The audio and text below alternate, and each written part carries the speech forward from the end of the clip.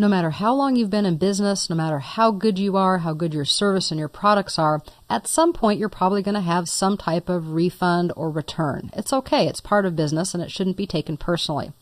The question for us becomes, though, other than tracking that refund or that credit within QuickBooks for accounting purposes, how do I also communicate it to my clients? Especially if you have clients who do a lot of business with you, or even those who do very few, you sometimes want to provide them a statement, and that will show exactly what's occurred for a certain period of time. The Easy Step interview asked you if you wanted to create statements, and you may have said yes or no. But regardless, one of the things that we have to do before we can create statements, at least if we're going to assess finance charges, is to set those charges up. In order to do so, we'll go up to Edit, down to Preferences, and we will choose the Finance Charge category on the left-hand side. There aren't any for my preferences, but there certainly are for the company, and this is where we need to start filling in our information. When it comes to an annual interest rate, there really aren't any rules. You can charge anything you want, with one exception. You can't have outrageously high finance charges. In other words, I can't charge somebody 21% per month. For most states and even the federal government, that's called usury, and it is illegal. So you have to be reasonable in what you're doing. I'm going to go ahead and put in a 12% interest rate, which is annual, or it would be 1% per month. Then I'll press Tab to move to my next field. And that is, do I have a minimum finance charge? Now you really have to get into the question of what is it that you're trying to do with your finance charges? Is it punitive to punish people who don't pay their bills?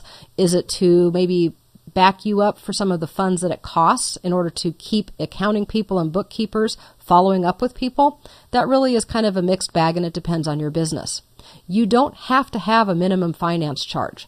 Or you can say, if you have any outstanding balance, the minimum that I'll charge you is 50 cents. Maybe it's not even worth making the statement if I'm going to get less than 50 cents. I'm going to go ahead and leave this at 0. And then I'll press Tab to move to my grace period. When you talk about a grace period, again, we're talking about being reasonable. If I have a bill that's due from somebody on the 1st of the month, if I get their full payment on the 2nd or the 3rd, am I still going to assess them a finance charge? You kind of have to be careful there. Of course, some people are hard line and they have a hard and fast rule that it always is what it is. I like to give people a little benefit of the doubt. So I might put in maybe they have 10 days past the period before I'm going to assess the charges. What this means is if their bill is due on the 1st and they pay me on the 9th, then they're not going to be assessed the late fee. If they pay me on the 11th, they will. So I'm going to put in 10 days for the grace period, and again, I'll press Tab. You need to have an account to which you're going to apply the finance charges, and that kind of makes sense. If you think about it, when you assess a finance charge, the company is actually making some money. You need to tell it what kind of money that is.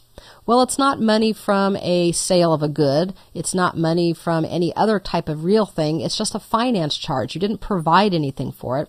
So usually you want to create a finance charge account. It can be called finance charges, or you can create your own. If I was going to create another one, I would just go to Add New. It's considered other income. I can give it an account name, maybe late fees. And it doesn't need any other information, so I'll just say Save and Close. And now I have an account through which I can track all of the monies I've made via finance charges. All right, we're getting down there, but the next thing I have to understand is, do I want to assess finance charges on overdue finance charges? And you're like, okay, this is getting really complicated. Here's what it's saying. If somebody owed a $100 balance, and last month you assessed them a $1 finance charge, now they owe $101. They still haven't paid their bill. So this month, do you want to assess the new finance charge on the original $100 or on the new $101?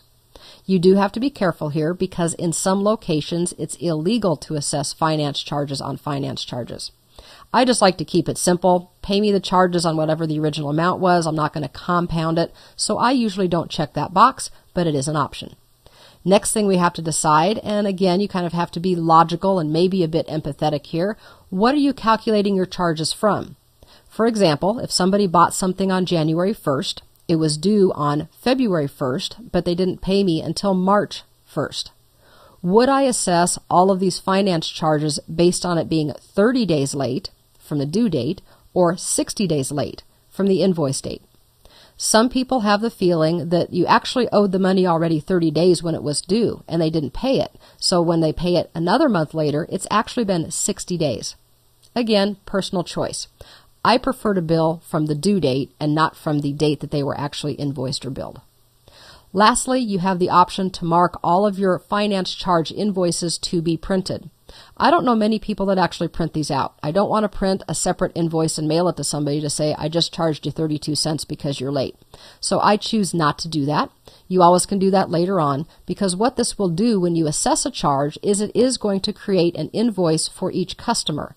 And just like any other invoice, you can go back at any time and email that or print that for the customer if they request you to do so. With that set up, I'm going to go to the upper right and click OK. And now I'm going to go in and I need to make something to which we're going to apply the charges. Throughout this course, we've been working pretty much within the current date, so I don't have anything that's more than 30 days old. So I'm just going to create an invoice real quick that we can see that will be finance charged. I'll go up and I'll select somebody we haven't used for a while. Let's go ahead and use Mark Patterson.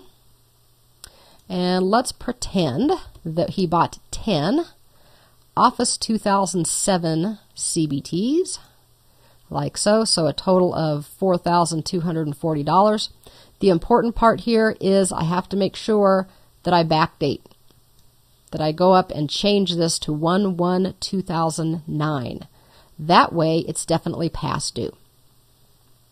Once I get that all finished, I'll save and close. QuickBooks nicely reminds me that I'm backdating something and I'm aware of that, so I can show you how this works. And now I'm ready to assess my charges. When I look at my home screen, there are a couple of things that catch my eye. First, there are statement charges, and then there are finance charges.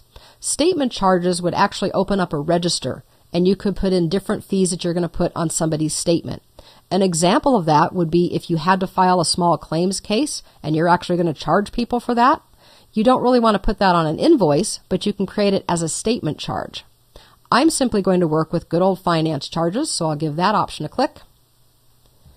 This is telling me that one of my customers has a credit. I'm aware of that, so I'll say OK. And here we have Mark Patterson show up because he is currently the only customer who has outstanding invoices to which a finance charge would apply. So what do we need to do? Well, first of all, we need to do an assessment date. And I'm actually going to put this back to the 1st of July. This was everything through the 1st of July. It's now the 9th of July, and that's why I'm doing the statement fees, because remember I gave them a grace period. So I kind of wanted to see if anybody gave me a check. This finance charge dropdown is actually the type of form that will be used. We can customize those, but finance charge is just the default for the form that would be used to see this. I can choose to check or deselect people. You do need to be consistent. Again, this is not really legal advice, but just something that's maybe good advice. You need to be fairly consistent. You can't not charge somebody a finance charge if they're perpetually late and then all of a sudden go back and say, now I've had enough, I'm going to charge you. If you're going to charge somebody, you should be charging them on a regular basis. If you're not going to charge them, then you just shouldn't charge them. That's kind of the way it is. So this allows me to select people if I want to. Maybe somebody has extenuating circumstances. If they already had a finance charge applied, that would show up. Gives me the customer, gives me their overdue balance, tells me that for Mark, the finance charge is going to be $252.31. Here again, I see the option that I can have this printed. I'm not going to. If I needed to go back into my preferences, I could click the settings button, or if I'm ready to just assess the charge, I click that button on the bottom right. It closes out and you say, okay, great, what happened? Well, if I go back to my invoices and go to previous,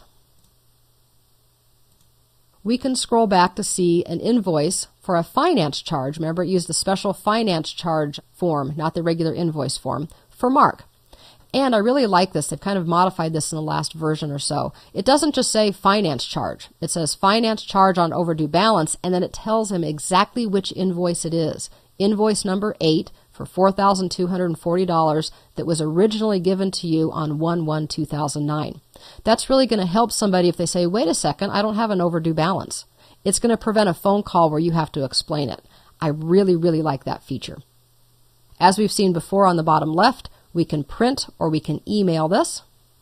I'm just going to save and close. So that's how we assess the finance charges as well as viewing those finance charges after they're already created.